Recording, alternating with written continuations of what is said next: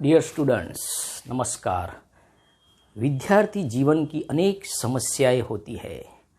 कई बच्चे पूछते हैं, सर हम इतनी सारी मेहनत करते हैं फिर भी मार्क्स कम आते हैं या तो फेल हो जाते हैं।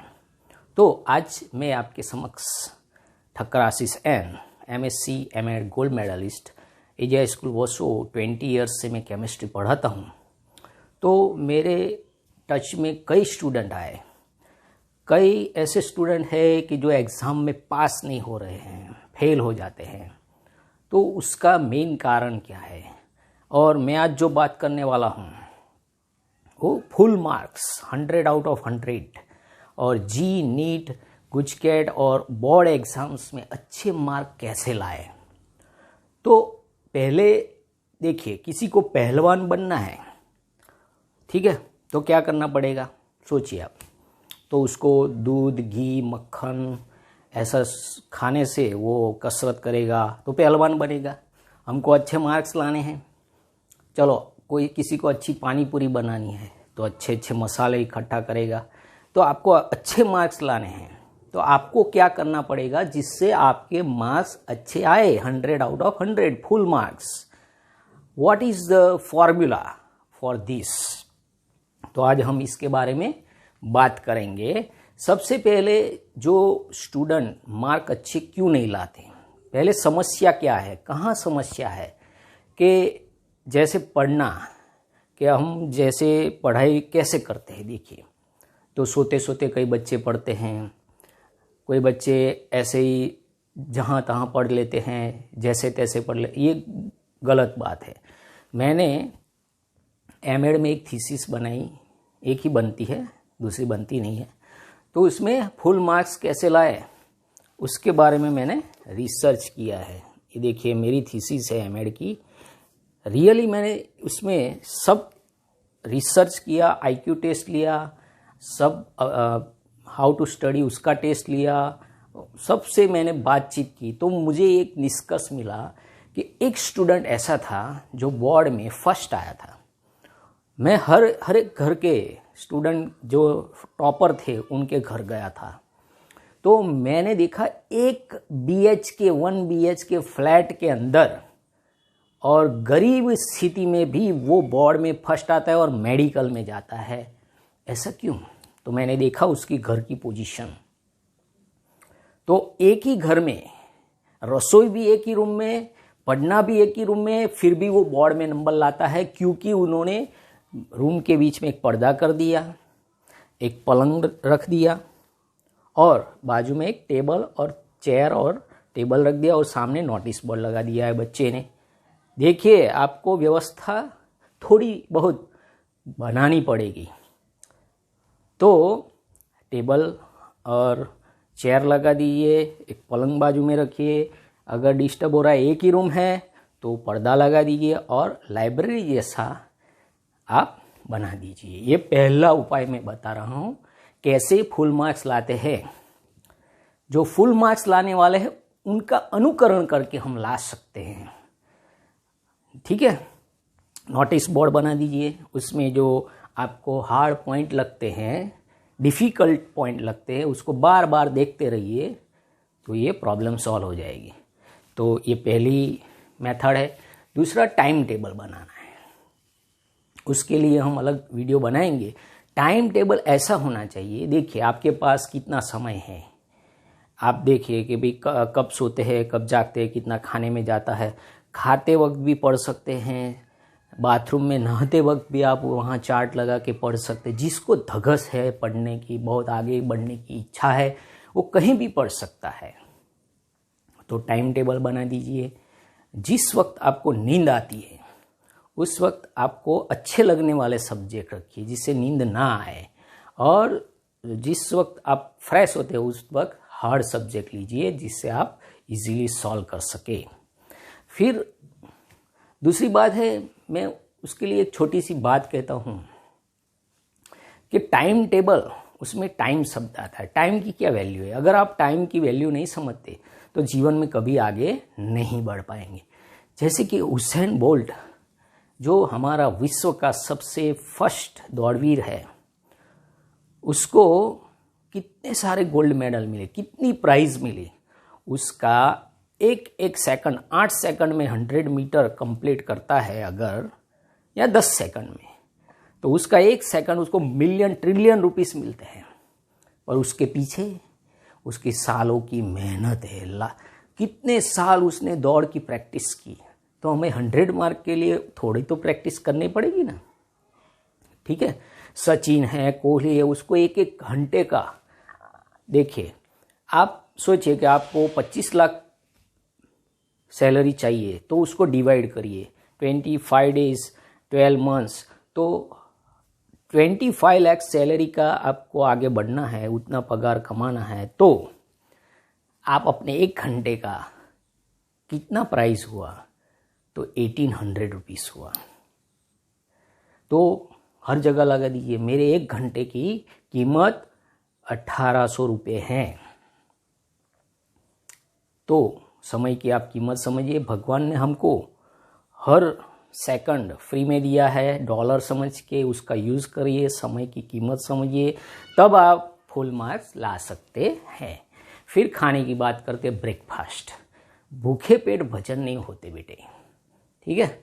स्वामी विवेकानंद जी को किसी ने पूछा कि आप भारत में भाषण क्यों नहीं करते, या अमेरिका जाते हैं, इंग्लैंड जाते हैं, भारत में क्यों नहीं करते, तो उनका जवाब आपको मालूम है कि भारत में लोगों का पेट खाली है, तो मैं अध्यात्म की बात उनके दिमाग में कैसे उतरेगी।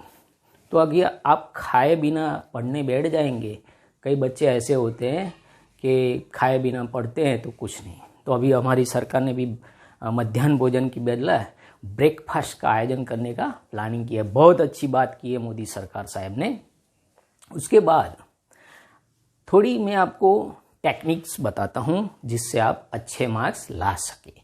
तो आप प्राणायाम करिए, अनुलोम विलोम। देखिए ऐसे प्राणायाम कैसे करते हैं, तो सामने आप ऐसे बैठ जाइए ध्यान में। स्वामी विवेकानंद की आपने मुद्रा देखी होगी, उस ध्यान में बैठ के ऐसे एक नाक से प्राण खींचिए, दूसरे नाक से निकालिए, फिर वही नाक से प्राण खींचिए, दूसरे नाक से निकालिए, फिर उल्टी क्रिया कीजिए, इस नाक से खींचिए, इस नाक से निकालिए, एक नाक से खींचिए, इस नाक से, फिर दोनों नाक से लीजिए और मुंह से निकालिए।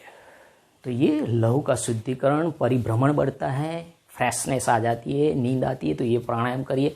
फिर ये ज्ञान मुद्रा है, देखिए ये हमारी पहला ये और ये उंगली ऐसे दबाते रहने से आपकी एकाग्रता बढ़ती है, ज्ञान मुद्रा बोलते हैं उसको। फिर आप देखिए कोई जेरोक्स मशीन है, उसमें आप कॉपी निकालते, गंदी आती है, क्योंकि उसका जो कांच ग्लास होता है ना, उसमें गंदगी होती है। तो हमारा दिमाग जो है जेरोक्स की तरह काम करता है। अगर इसमें गंदगी भरी है, खराब विचार भरे, खराब मूवीज़ देखते हैं, खराब कुछ भी देखते हैं, तो आप पढ़ नहीं पाएंगे और फेल हो जाएंगे। फुल मार्क्स लाने के लिए विचारों का भी शुद्धिकरण चाहिए, शरीर का भी शुद्धिकरण चाहिए, पवित्र बनना। त्याग बिना तेजस्वी नहीं, कुछ पाने के लिए कुछ कीमत चुकानी पड़ेगी। तो ये तो अच्छी कीमत चुकानी बात है। शरीर भी अच्छा होगा, मन भी अच्छा होगा, फ्रेशनेस भी होगी, ये तो अच्छी कीमत है। टीवी, अब टीवी की बात करते हैं। टीवी देखना नहीं, अच्छा देखते हैं तो डिस्कवरी ऐसा कुछ देखिए जो 1 घंटा, उसका लिमिट रखिए। मोबाइल, व्हाट्सएप, उसका भी लिमिट रखिए कि भी 50 मिनट 30 मिनट्स ऐसा लिमिट रखिए। पूरा दिन बैठे रहेंगे, आज हम फ्रेश हो जाएंगे, बस पूरा दिन ये करें, ऐसा नहीं करना है, ठीक है। क्रिकेट खेलते हैं तो बहुत टाइम वेस्ट होता है, तो क्रिकेट भी लिमिट में खेलिए। कुछ भी खेलते हैं लिमिट में खेलिए। और कई बच्चे एग्ज़ाम में घबरा जाते हैं और उसकी वजह से वो फेल हो जाते हैं, और मार्क्स फुल की तो बात जाने दीजिए, वो डाउन टाउन हो जाते हैं। तो ऐसा क्यों होता है? तो घबराहट की जो उसको ऐसे घबराहट हो जाती है और एग्ज़ाम में सब भूल जाता है। कई बच्चों के साथ ऐसा हुआ होगा और होता होगा। तो उसकी वजह क्या है? तो मैं एक आपको छोटी सी बात बताता हूँ जो स्वामी विवेकानंद की है। तो एक गडहरा था जो भेड़ चराता था, उसको जंगल में एक बाघ, सिंह का बच्चा मिला जो उसकी माँ मर चुकी थी। अब वो बच्चे को वो अपने साथ गधर भेड़ के साथ ले जाता था और घुमाता था, तो धीमे धीमे धीमे उसके भेड़ के सब अंदर उसके भेड़ जैसा हो गया। एक दिन रियल लायन आया और उसको पकड़ा झपट्टे मार के, कह रहा तू क्यों भाग रहा है? तो कह नहीं नहीं मेरे को छोड़ दो, मैं तो भेड़ हूँ, बकरी हूँ। उसने उसको ले गया तालाब के पास, उसका मुंह देखा, देख तेरा मुंह और मेरा मुंह, तू भी लायन है, मैं भी लायन हूँ।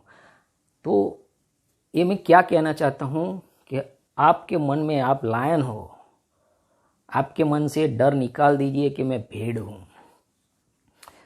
जो हाथी होता है उसको पहले छोटा होता है ना बच्चा, तो खूंटी से बांधते हैं मजबूत, फिर वो उछल कूद करता है, फिर उसको मालूम पड़ता है कि भाई अब तो नहीं छूट सकेंगे, फिर वो बड़ा होता है तब उसको लकड़ी की खूंटी से बांधते हैं और ऐसे ही निकाल सकते हैं, क्योंकि वो डर बैठ गया उसमें कि भाई बचपन में ऐसा था इसलिए नहीं छूट सकता, तो अभी भी कैसे छूट सकता है। तो ये डर निकाल दीजिए। ये जो डर होता है ना उसको कैसे निकाले वो मैं बताता हूँ। तो आप मन को फॉलो करिए, सुबह उठ के ध्यान में बैठ के बोलिए कि मैं सब कुछ कर सकता हूँ, मेरे में डर नहीं है। ऐसा मन को कॉन्स्टेंटली रिकॉग्नाइज करिए कि मैं निर्भय हूँ, अभय हूँ। ऐसा कई बच्चों को हम पूछते हैं कि आपको 90% लाना है, तो बोलते हैं क्या मैं नहीं ला सकता, मैं ये नहीं कर सकता। ये जो है ना नेगेटिविटी वो निकालनी पड़ेगी, तभी आप फुल मार्क्स ला सकते हैं। और ऐसा सोचना पड़ेगा कि मैं फुल मार्क्स लाऊंगा, और आपकी दीवार पे चिपका दीजिए 100 out of 100, then and then you get this marks. अभी जो ये एग्ज़ाम होती है कॉम्पिटिटिव, उसमें MCQ आते हैं, तो उसमें जो इजी होता है पहले सॉल्व करिए, ठीक है, फिर हार्ड, फिर उससे हार्ड। और कोई भी MCQ लिखने से पहले उसका नंबर देख लिया। हमारा एक स्टूडेंट था, उसने एक नंबर चूक गया, तो 60-80% वाला स्टूडेंट गुजकैट में, नीट में 3 मार्क्स लाता है, क्योंकि वो एक नंबर चूक गया। ऐसा नहीं होना चाहिए। तो मेरा एक स्टूडेंट और भी था, उसके पिताजी ने, वो बहुत होशियार था, 90 मार्क्स हर एक पेपर में, विज्ञान, गणित, किसी भी पेपर में, सामाजिक विज्ञान, तो उसमें 90 मार्क्स लाता था। उसके जो टीचर्स थे वो टेस्ट लेते थे, तो वो मुझको मिले कि मेरे बच्चों को 90 मार्क्स आते, बहुत अच्छी बात है। मैंने बोला बहुत अच्छी बात है। फिर मैंने उन्होंने मुझे, वो पॉजिटिव, बहुत पॉजिटिव थे, तो उन्होंने बोला कि अभी मेरे को 100 तक पहुंचाना है, तो हम क्या करें। तो मैंने उनको एक बात बोली कि अगर आपका बच्चा 10 पेपर्स, ऐसे देखिए, एक पेपर लिखता है, दूसरा पेपर लिखता है, 10 पेपर्स में 90 लाया, और जो 10 मार्क्स जो नेगेटिव हुए, और मैं उसका एक पेपर बना दूँ 10 मार्क्स का, तो कितने आएंगे। वो समझ गए कि 0 मार्क्स आ सकते हैं। तो आप जब प्रैक्टिस करते हैं, पेपर लिखते हैं, तो पहले 5 पेपर लिखे, पर जो उसमें नेगेटिव मार्क्स आए हैं उसको पहले सॉल्व करिए, ठीक है। ये है आपका दूसरा फुल मार्क्स लाने का फॉर्मूला।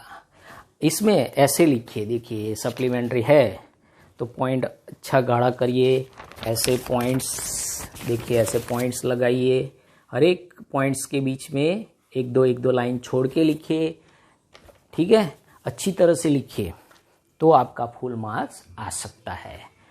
फिर मेरी एक स्टूडेंट थी जो 2 साल पहले मेडिकल में गई, सूरत मेडिकल में, तो उसका नाम पूर्वी। तो वो 15 घंटे हर रोज़ पढ़ती थी, पेपर सॉल्व करती थी, प्रैक्टिस करती थी। तो सोचिए धगस कैसे। उसकी एक बहन भी थी जो थोड़ी इतनी होशियार नहीं थी, फिर भी वो ऐसा लिखती, पूरा दिन लिख लिख के पक्का कर दिया, जिससे वो अभी नर्सिंग में है। देखिए, बड़ी बहन नर्स है, छोटी बहन डॉक्टर है, तो वो IQ पे भी डिपेंड होता है, पर दोनों में धगस फुल थी। उसका कारण उसके माता पिता थे, जो संस्कार दिए माता पिता ने। उसका खुद के संस्कार थे कि हमको जीवन में कुछ बनना है, कुछ आगे बढ़ना है, तभी कुछ हो सकता है।